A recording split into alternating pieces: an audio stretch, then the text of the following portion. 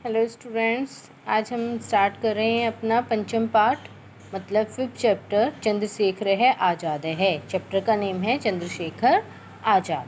कौन थे चंद्रशेखर आज़ाद? भारत को स्वतंत्रता दिलाने में जो वीर थे उनमें से सबसे प्रमुख जो थे वो चंद्रशेखर आज़ाद थे। इस चैप्टर में उन्हीं के बारे में बताया गया है। चलिए स्टार्ट करते हैं। विजय है अजय किम त्वं जानसि एतत् कस्य चित्रम। विजय विजय क्या कह रहा है? अजय क्या तुम जानते हो यह किसका चित्र है? अजय आम हाँ एतत् चंद्रशेखर आज़ादस्य चित्रम अस्ति। हाँ यह चंद्रशेखर आज़ाद का चित्र है। विजय है चंद्रशेखर है महावीर है क्रांतिकारी च आसीत।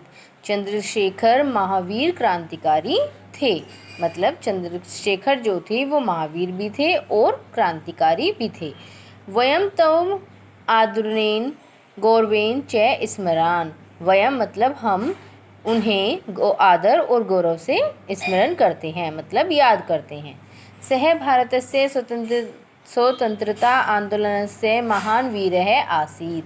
सह वह भारत के स्वतंत्रता आंदोलन के महान वीर थे।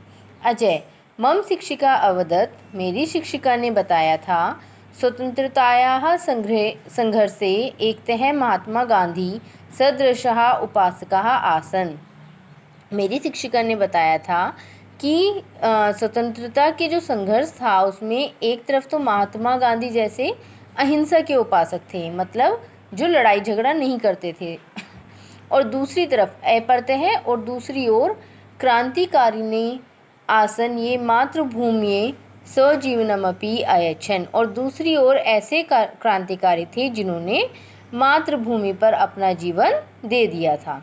तो वो क्या कह रहे हैं कि मेरी शिक्षिका ने बताया था कि स्वतंत्रता के संघर्ष में एक ओर महात्मा गांधी जैसे अहिंसा के उपासक थे और दूसरी ओर ऐसे क्रांतिकारी थे जिन्होंने मातृभूमि में अपना जीवन दे दिया था। विजय क्या कह रहा है? मम पितामह होते हैं दादाजी तो मम पितामह अपि एक है स्वतंत्रता सेनानी आसीत। मेरे दादाजी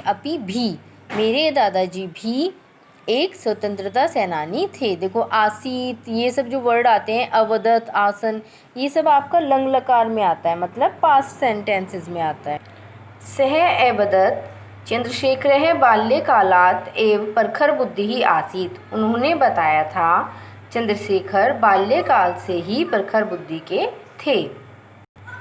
सह संस्कृतस्य विद्यार्थी आसीत। वह संस्कृत के विद्यार्थी थे। यदा सह 14 वर्षीय एव आसीत। यदा मतलब जब वह 14 वर्ष के थे, 14 वर्षीय मतलब 14 वर्ष के थे। तदा सह स्वतंत्रता आंदोलने अकूर्दत। तब वह स्वतंत्रता आंदोलन में कूद गए थे। कारागारे सह भारत माता जयतु। कारागार में वह भारत माता जयतु मतलब भारत माता की जय हो इति उद्घोषम अकरोत। ऐसी घोषणा करते थे, मतलब वो नारे लगाते थे कारावास में भी, जब उनको सजा हो गई थी तब भी, कि भारत माता की जय हो। एतेन रुष्टः आंग्ल अधिकारिणः तं भृशम अताड़यन्। इससे रुष्ट होकर मतलब इससे गुस्सा होकर आंग्ल अधिकारी ने, तो जो अंग्रेज अधिकारी थे, उन्होंने उनको भीषण दंड दिया। न्यायालय न्यायाधीशः तम अपृच्छत्। न्यायालय में न्यायाधीश ने उनसे पूछा, तव किम नाम, तुम्हारा क्या नाम है? से गर्वेन अवदत्। उन्होंने गर्व से कहा या गर्व से बोला, आज़ाद है, आज़ाद। तव पितुः किम नाम। उन्होंने जो न्यायाधीश थे उन्होंने पूछा, तुम्हारे पिता का क्या नाम है? सह तथैव स्वरेण अवदत्। उन्होंने उसी स्वर में बोला, स्वाधीन मतलब स्वाधीनता। तो फिर न्यायाधीश ने पूछा, तव गृहं कुत्र, तुम्हारा घर कहाँ है? सह अहसत अवदत् च। वो हंसे और बोले। वह हंसे और बोले, कारागार है मतलब कारागार मतलब जेल। न्यायाधीश है तम अदंड्यत। न्यायाधीश ने उनको दंड दिया।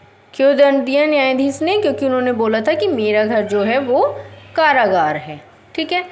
भगत सिंह, राजगुरु बटुकेश्वर दत्त, रामप्रसाद बिस्मिल चैतस्य सहयोगिनः आसन। भगत सिंह, राजगुरु बटुकेश्वर दत्त, रामप्रसाद बिस्मिल ये सब उनके सहयोगी थे। काकोरी नामक स्थाने रेल यानात् राजकोशं हत्वा स्वतंत्रता संग्रामाय धनग्रहणस्य योजना चंद्रशेखरः एव अकरोत्। काकोरी नाम के स्थान पर रेल यान को राजकोष की हत्या करके स्वतंत्रता संग्राम के लिए धन एकत्रित करने की ऐसी योजना उन्होंने बनाई। काकोरी नाम की एक जगह थी जहाँ से उन्होंने एक ट्रेन को लूटा था, उसमें सब अंग्रेज़ों का सामान था। वो लूटकर उस सामान को उसको उन्होंने कहाँ यूज़ किया? स्वतंत्रता संग्राम के लिए। आंग्ल अधिकारी ने है अस्य योजनाएं तस्मै दंडमपि अश्रावायन परम से आंग्लियाना हस्तेन आगतः। आंग्ल अधिकारी मतलब जो अंग्रेज अधिकारी थे, इस योजना के लिए उन्होंने उन्हें दंड देना चाहा, मतलब दंड सुनाया था कि उनको दंड दिया जाएगा, लेकिन वह आंग्लियानाम हस्तेन आगतः, वो अंग्रेजों के हाथ नहीं आए। एकदा सः इलाहाबाद नगरस्य अल्फ्रेड नाम के उद्याने आसीत्। एक बार वह इलाहाबाद नगर के अल्फ्रेड नाम के उद्यान होता है बगीचे में थे। तदा सहयोगिनः द्रोहेण आंग्ल सैनिकाः तत्र आगच्छन्। तब उनके सहयोगी के द्रोह के कारण, मतलब उनके सहयोगियों ने उनसे विश्वासघात किया और आंग्ल सैनिक वहाँ आ गए। सह अनेकान सैनिकान अमार्यत, उन्होंने बहुत सारे सैनिक को मार दिया। अंते यदा तस्से पिस्तौले, और अंत में यदा तब तस्से अपनी उसकी पिस्तौल से एकाएक गोली का अवशिष्टा, बाद में क्या हुआ, उन्होंने बहुत से सैनिक मार दिए और उनकी पिस्तौल में बस एक गोली बची थी। तदा सह, तब वह तया गुलिकया स्वजीवनम समाप्तम, उसी गुलिका से मतलब उसी गोली से अपना जीवन समाप्त कर दिया। आज़ाद है इति स्वनाम सार्थकम च अकरोत्, आज़ाद यही अपना नाम उन्होंने सार्थक किया। मतलब जब तक वो जीवित थे तो सैनिकों के हाथ नहीं लगे, और जब उन्हें लगा कि सिर्फ एक ही गोली बची है तो उससे उन्होंने अपना जीवन समाप्त कर दिया और अपने नाम आज़ाद को सार्थक कर दिया।